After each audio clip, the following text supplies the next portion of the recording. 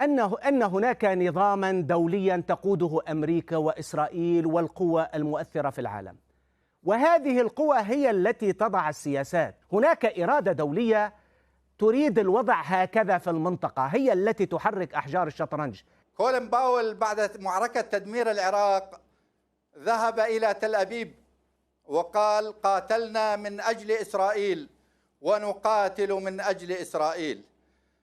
كنت مصدقا بأنهم مع الثورة، وكنت مصدق بأن النظام العربي مع الثورة، وأعطيناهم وتعاملنا معهم وذهبنا وجئنا، ولكني اكتشفت وأنا التقيت مع كبار القادة والمسؤولين، وإذا بهم يتآمرون علينا، وقلت لهم بأنكم أنتم تذبحون.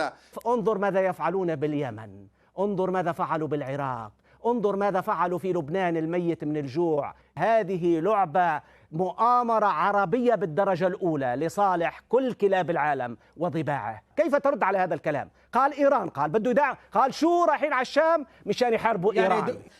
نفتالي بنت في الإمارات العربية المتحدة ويهدد من هناك، ويوميا يعني الحراك الإسرائيلي اليوم مكوكي ما شاء الله، يجوب كل العواصم الأوروبية من روسيا إلى أمريكا، ويرتد ذات الأسطوانة: إسرائيل، إيران تريد تدمير إسرائيل، أوقفوا البرنامج النووي الإيراني، ليسنا بمنأى عن أي اتفاق نووي مع إيران لا يراعي المتطلبات الأمنية الإسرائيلية. سوف نستمر باستهداف إيران في سوريا، مئات الغارات شنتها إسرائيل على مواقع إيرانية في سوريا، كل الاجتماعات المجلس الأمني المصغر والمشاورات الإسرائيلية لا ترى إلا الجمهورية الإسلامية في المنطقة. يعني كل هذا من باب المسرحية والهراء، والرجل يجوب عواصم العالم وعواصم القرار السياسي من أجل الضغط على الولايات المتحدة الأمريكية والضغط على كل ما يمكن أن يضغط عليه من أجل أن تبعد إيران عن المشهد. كل هذا في إطار المسرحية. دقيقة يعني بس